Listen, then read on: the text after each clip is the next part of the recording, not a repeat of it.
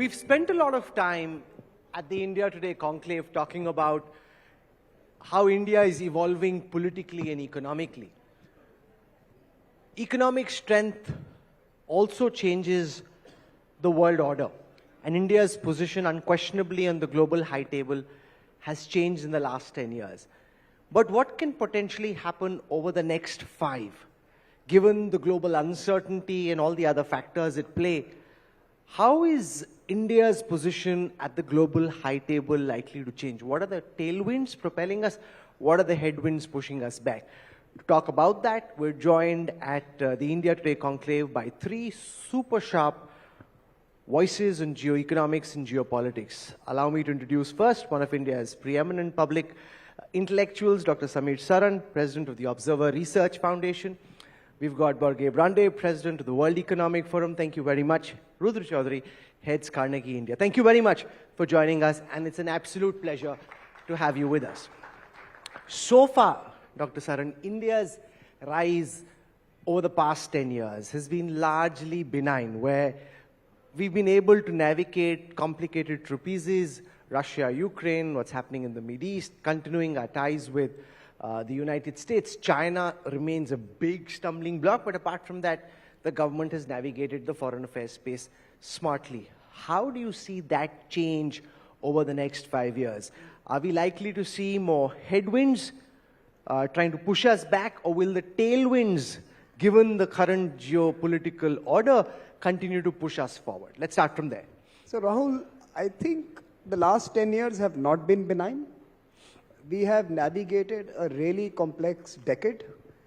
We have come out largely unscathed by all that has transpired. And it's really been a rocky road. And all credit to the Indian establishment, Indian industry, and Indian people for being able to pull together and pull out of some of the most troubling periods, including the pandemic, the conflicts, both in our neighborhood, Afghanistan, people have forgotten about it, Ukraine, more recently the Middle East. But even prior to that, the shocks that were literally buffeting us since the early 2010s. So it's been a troubling decade, and it's not going to change. What's going to be added to this challenge is going to be how people view India's rise in the days ahead. Till now, people have celebrated an additional place for investments, an additional engine for growth. I think Borge mentioned this morning, 15% of global growth comes from India. So there is a bit of a celebration about having an alternative, about having something extra driving global growth.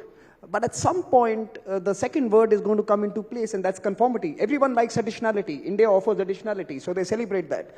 But they also want conformity. Do we conform to what they assess is a free society, a free market, a democracy, a political system? And there you're going to see increasingly India's growth attract greater attention, greater criticism, greater scrutiny, greater pushback. In what way? Sorry? In what way? You had an ambassador of a country talking about CAA, from a country which is having a problem of migration and immigration This is Eric Garcetti speaking at the Eric Garcetti, for example, someone who is probably familiar with the society in Hollywood is now becoming an expert on Indian political establishment. So, for example, you're going to see unnecessary comments of this kind, right? Because it makes news, it gives you visibility, it attracts people to your job and to your responsibility. So you're going to see, I think the foreign minister said it, or someone said it on his panel, you're going to see political sledging, an equivalent of what you see in cricket. You're going to see sledging happen. You're going to see India being, these pinpricks, these small, clumsy statements emanating from, unconcerned and uninformed sources. And you'll have to handle that. That's one part. But the second and more insidious and difficult part is many of these global institutions that are going to be pretty much responsible for, and I think Sanjeev mentioned it in one of his discussions, Sanjeev Sanyal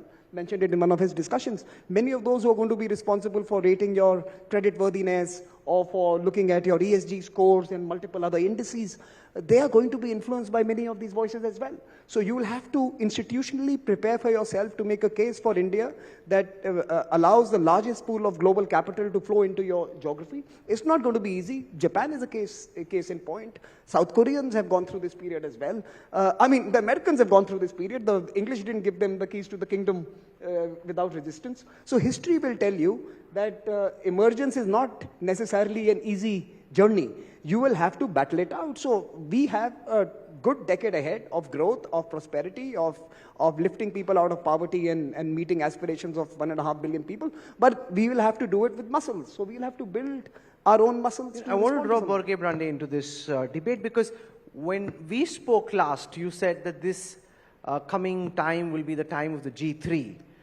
China, the United States and India shaping the global order, and that things are likely to get better for India in the time to come because the world is looking beyond China because of what else is happening internationally. Sameer's argument is that there will be a pushback which creates friction or tensions. The world will not very easily accept India's rise because no country's rise has been accepted easily ever going back in time.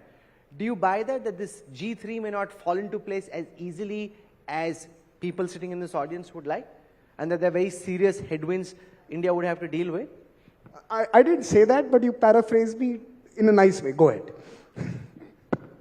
So, I think there is clear correlation between a country's economic success and also influence just in its neighborhood, but also globally. I think this is frequently overlooked.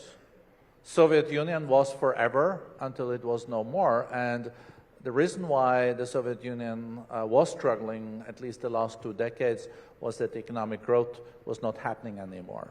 Still in the 60s and the 70s, there were some growth. So the reason why India's also geopolitical position, in my view, will be strengthened and will have more leverage in the years to come is to the due fact that India's economy is also growing very, very fast. So it's going to go from a $3 trillion US dollars economy to a 10 trillion one, at least in the coming decade. That will also give India opportunity to invest more in education, research, but also its army and defense. You will see also a stronger India there. And then, to your question, will this raise concerns? Will this also create challenges? I think maybe mainly in its neighborhood, because the fact is that in many of these countries in India's neighborhood, already China and India meet each other in Myanmar, Bangladesh, Nepal, Bhutan, Sri Lanka. So this is already a fact. I think India is currently in a honeymoon phase globally in many ways, especially in Europe and in the US. But honeymoons don't last long. So for some marriages, it can even improve and improve. And, but of course, the honeymoons are very nice period. But, you know, love can grow even stronger every year. How nice. Rudra, this tension that we're seeing, particularly with Canada, to some extent with the United States, expressed largely in private, sometimes in public. Sameer referred to the comments made by Ambassador Garcetti on the Citizenship Amendment Act. Will the pinpricks increase, or will countries like the United States, a country that you study and analyze closely, continue seeing the larger picture, and even if there is some opposition or resentment, it's voiced more privately and not made a big deal of publicly? No, thanks, Rahul. Just, one point I'll make. If the president of the World Economic Forum turns around and says is that India looks like a honeymoon, despite all the challenges that Sameer has talked about and all the contradictions that, frankly, this leadership has had to deal with in the last decade, I think that's a pretty good outcome, right? Because challenges are there. It's definitely not a honeymoon for India. Challenges are there with Europe. As you grow economically, politically, strategically, those challenges will be there even with like-minded states. On the point that you're making, Rahul, look, I think let me just get away from the pinpricks to some of the strategic stuff. Where are we in India today? What are we dealing with, right? One, we have a geopolitical challenge, which is a war in Ukraine, which has pushed us, frankly, to think very seriously about diversification of our strategic resources. reconsider our relations with Russia, turn to countries that have the capability to deliver for us and our interests over the next many decades. Countries like the United States on the one hand, countries like France on the other. My own sense is, down the line is, and, the elections, I think, have been called today. Whichever way, in the sense, it's pretty clear which way India is going to go in the near future. It's not very clear where other countries are going to go in the near future. I think actually there's more opportunity. I think and the reason I see the opportunity is because we've created that space in the last 5 years, which has been very difficult. Not everybody's managed that space, right? So today, for instance, we have a relationship with the United States that covers everything from quantum to AI to defense technologies. There are a lot of people from the private sector here. They're invested in this relationship, I think, in a way in which they weren't even 2 or 3 years ago. That's going to continue. Will you have instability if a new government comes in the US? Sure. But I think by and large, we will have, the line is pretty clear in that sense, at least with the United States. The most complicated relationship for India is China, Samir. And when it comes to Beijing, over the next 5 years, how do you see the relationship play out? We're currently in a state of confrontation along the border. Our economic ties aren't completely frozen, but clearly are far from the good times of the past. Does this continue at some point in time? Do you think Beijing sees good reason and then starts piping down? Or do you think this is the way it's likely to stay? Rahul, let me just take a minute to explain my first opening statement. I was talking about sledging. I was not talking about substance. Substantively, we should, in some ways, develop a thick skin and muscles to ignore some of these barbs that will come our way. This is virtue signaling. This is American politics playing out its own selves and expressing them in a manner that implicates us. But this is largely American political system using India as a tool to settle their own unsettled agendas at home. We should rather focus on what is really happening with the US and the strategic community, the foreign policy community, the business community is bet on India. Similarly, that's true for what Borge was saying about the Europeans as well. And I think that's the real story. The real story is that India is moving from 4 trillion to 10 trillion and then 15 trillion over the next decade and a half. And people want to be part of that journey. People want to benefit from it. How can we open more doors? How can we make regulatory predictability offering that we put on the table? How can we remove supply chain irritants and make India the manufacturing hub? So for us, the real task in the next 5 years, in the next 10 years, is to continue to receive the interest that we have generated courtesy the previous 10 years. We have to get used to sledging. Now we are playing men's cricket or women's cricket, and we are playing it in a format which is competitive, and we are going to have to deal with folks who will think otherwise, and we have to build the capacity to do that.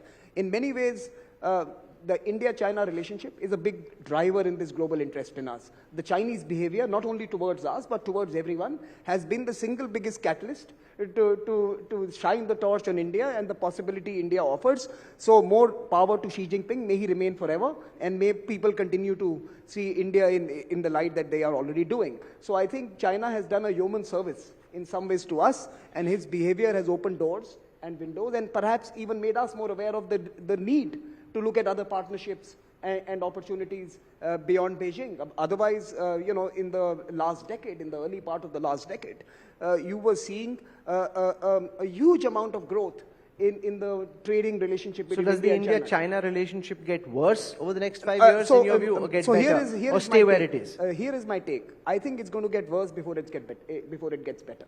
I think the next 5 years are really turbulent. At some stage, maybe when we are close to $6 or $7 trillion and we have $150 to $200 billion, when we have $300 to $400 billion defense budget and security capabilities, we will make it costly for them to be adventurous. At this time, we have the largest asymmetry between the two, and for them, troubling us on the border, pushing us on certain frontiers, creating their large presence in the Indian Ocean is rather easy. We will have to make it costly for them. And I think that starts changing this decade towards the later part of this decade. And I think post that you will see a new, perhaps unwritten agreement between the two to not cross certain red lines. We have to draw those red lines, and we have to make it costly when they breach those red lines. So I think it's going to be a little turbulent. It's going to be worse before it gets better, and it's probably going to be half a decade before we see Borge that. Brande, what's your outlook on China's prospects? We're seeing different kinds of prognosis in terms of the economic woes that different sectors of the Chinese economy are facing, but it still is a massive economic reality globally. And what's your sense of where China moves from here and how that impacts India's rise? So it's always challenging to discuss China in New Delhi. But Tell us what you would, even if you were sitting in Switzerland. We have to be real political about that. So if you look at China in 1980, China was 0.5% of the global economy. Today, China is around 17 to 20% of the world economy. And it's definitely competing with the US. And we are seeing now a competition between these two large economies that we've never seen before. The US, 25% of the global economy, with 5% of the global population. So US is economically still an exceptional powerhouse.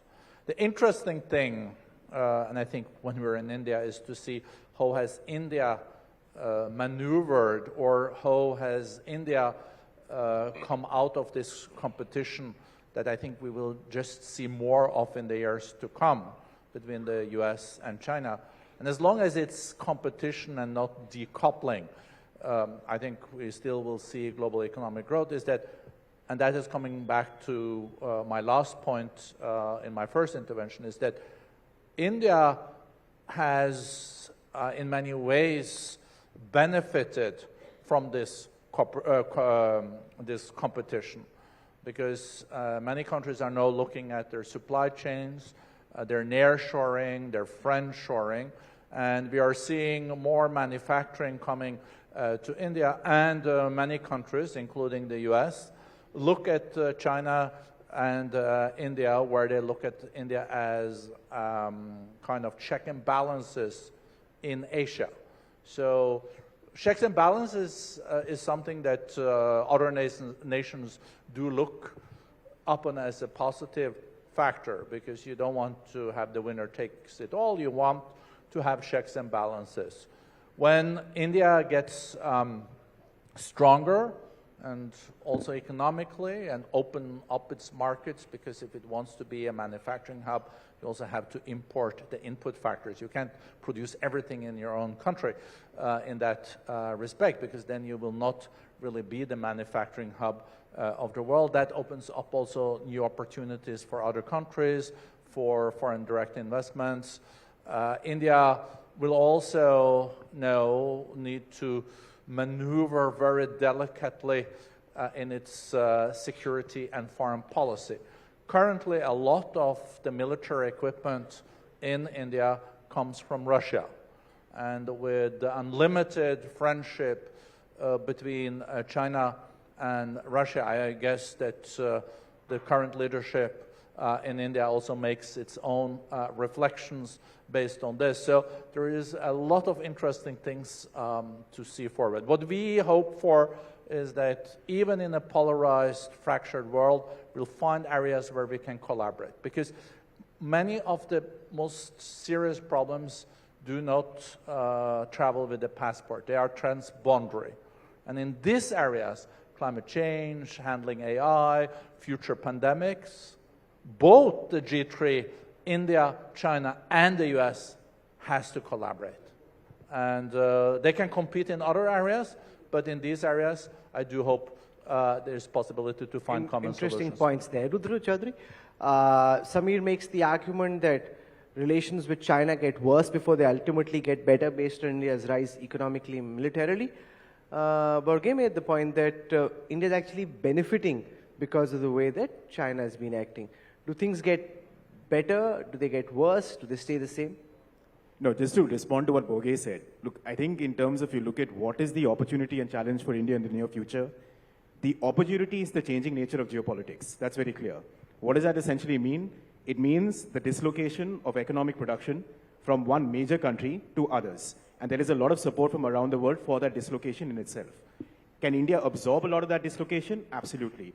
Is that an opportunity for us at the operational level, at the business level? Yes. Are we seeing it happen? Yes. Frankly, what's the big challenge? I would say the challenge for us in terms of geopolitics is, in fact, what the Honorable Prime Minister and a range of other ministers have mentioned, is the rate at which we can actually keep absorbing this, which means factor market change, which means ease of doing business. We're seeing a lot of it happen. We need to see it happen faster to be able to make sure that we're actually arresting these geopolitical opportunities. We see it in semiconductors.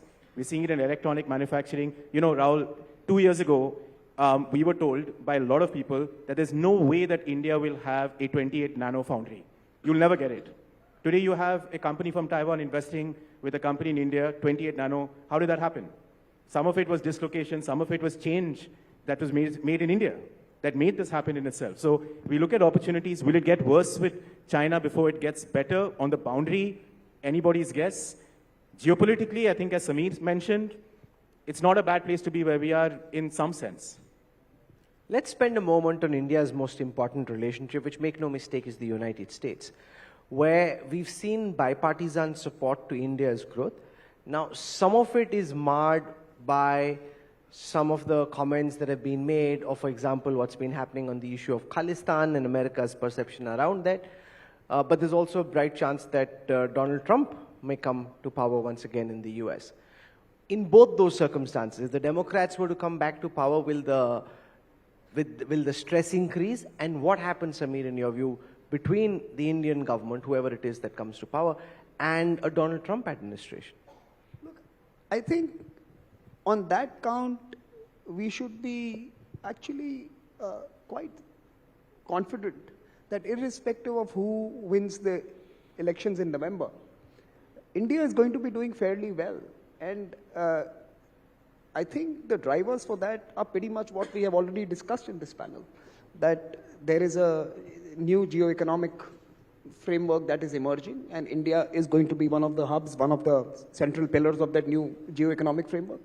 We know the political frictions and competition and contests that are underway between the big two currently is going to give us a privileged position.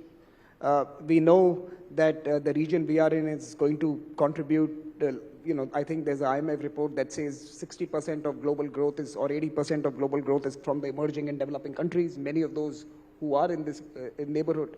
So even the growth and economic drivers are related to us pretty intimately. So I think Americans who have understood realpolitik and perhaps have written chapters on it in the last century understand this better than most. And whoever sits in DC is obviously going to have a public-facing domestic conversation and narrative that is going to appease their constituencies. But that aside, in real substantive terms, what the US and India achieved in the last 20 years was unthinkable. If someone was sitting in 2000, India today 2000, would we be talking about US being India's most important partner? It would be really a ludicrous conversation to be having, but it's true, it's happened. The most transformational relationship of this century has been the India-US relationship, and that direction is not going to change. Donald Trump may add tariffs and may seek to bring manufacturing back to America. Donald Trump may think Biden's Inflation Reduction Act is an endorsement of his own earlier determination to protect American industry. All of that aside, in real terms, the India-US relationship is bound to grow both in terms of its economic engagement, its political alignment, and more importantly, its increasingly intimate security arrangements. Do not forget what the US has done in the border confrontation with China over the last 3 years. It is the most underwritten and under-discussed part, but please understand today you have more teeth and more muscles on the borders courtesy some of the access to technologies, eyes in the sky, and collaboration between the two establishments. The intimacy in defense relationship is going to be what is going to be perhaps really transformational in the next 5 years if Donald Trump comes back, or even if Biden remains. I think it is a material who's sitting in the White House, that White House and India are going to continue to have this special relationship. So, Rudra, there are two theories. One is that behind the scenes, America is indeed putting a lot of pressure, and they're asking India to be a certain way, which conforms to, as Samir says, what is acceptable in the local American context. The other is that there's way too much practicality and pragmatism, and they're going to hold their nose if they don't like something, but just they realize the inevitability of wanting to continue to partner in India's rise. Which of the two do you think is more likely to play out in the next 5 years? The tension's going to exist, on this particular incident that you talked about. I think in the summer, there'll be newspaper headlines, there will be some case that takes place in New York, etc. There will be some kind of push and pressure in itself. My own sense is pretty clear. Strategically, we're absolutely clear in terms of where we're going with the US. I think the US administration, whichever one it is pretty clear where it's going with India. The operational tension will be left to diplomacy and how you deal with that. But the strategic investments that we're seeing at the moment I think will help balance the scales, at least in the near future. There are just way too many American investments coming this way. You have a US Army today coming to India and saying that, listen, we have to decouple all our military supply chains by 2028. We need to do it here. We need your ammunition factories. When you have that game of leverage, where you're producing what they need, not only for themselves, but also for the world, it changes the tone of the debate altogether. Look, look at the Ukraine conflict, right? Russia is outproducing the entire EU and American production complex, defense industrial complex. I was in a conversation with some Quad members, and names shall not be taken, and one of their biggest anxieties, and perhaps even their optimistic assessments, was that bring India into play, bring manufacturing at scale into play. If they need to be producing at scale to confront, and Russia is not China. China is multiple times the threat the Russian capabilities pose to them. So they are really thinking about this being the big base that allows the largely similar like-minded countries that constitute the Quad to be able to put together a framework. But just one more thing. But even look at the sledging, as I call it. Right? Look at it. Look at what the American response was to something that happened and the Canadian response was. American response, remove the American media. American media has its own life, lives in La La Land, and let them cater to the readers there. But look at the American state. The American state had conversations behind closed doors. And you had the Canadians going to their parliament and making crazy statements. And that's the difference between a country that is determined to create a strategic relationship with a partner and sees in the partner a future that is conjoint and in many ways coterminous, while the other one is basically seeking votes for the next elections. That's the difference between the American elite. When you look at India's rise, what worries you the most? What is it that you think is of greatest concern from your perch? So maybe I'll comment on this situation about US-India relations first, Sure, and then I'll come back to that. There is between the US and India, there is not a lot of challenges. It's mainly common interests. The only bipartisan issue in Washington, D.C. is the relationship with China. And India is not relying a lot on export and import from China, contrary to many other nations. There is some, but not as much as Europe, that also, of course, is importing a lot from China, but also exports to China. So Europe is more between a rock and a hard place in that relationship. India also has the advantage for itself that the growth in the years to come will also come a lot from the emerging economies. And as I said to you earlier today, Rahul, already 50% in the coming years of the global growth will come from emerging economies, and after 2040, probably 60%.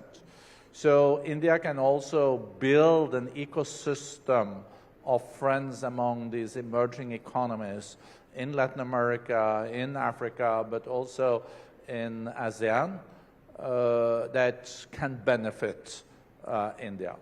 The strength of the US since the Second World War is not only that they were on top of the Bretton Woods institutions, but they also had a unique ecosystem of friends.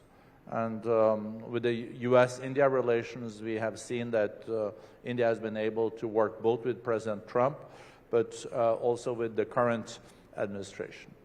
The challenges for India moving forward is that on the security side, of course, any kind of conflicts and wars will be very negative for growth and investment. So that's why I think there will be also solutions on the border conflicts with China. I don't think that it's any of these two nations' interest to escalate this further. But of course, India relies a lot today, as I mentioned, on Russian military equipment. And I think India also in the coming decade will be a big buyer of US equipment to both hedge, but also make sure that one can then manage the necessary deterrence. Another X factor is the development in Pakistan. And we know that Pakistan is also a nuclear power. I don't think there will be major flare-ups, but of course we can see a further deterioration in this relationship. Hopefully not, but we know the economic situation in Pakistan is not the best. So then, India needs to maneuver its neighboring area, and many of the neighbors are also Muslim countries. And this is something also India, of course, has to factor in its policy. So the stopwatch tells me time's up, and therefore this is where I wrap up. Børge Brande for coming all the way from the World Economic Forum in Switzerland. Thank you very much. Thanks also to Rudra and to Samir Saran for joining us. We were able to cover a fair amount of ground and give you some food for thought on how India's equations with important global players are likely to change, the good and maybe the not so good. So thank you very much. Can we have a warm round of applause for our speakers for this session? Thank you very much. Thank you. Thank you. Thank you.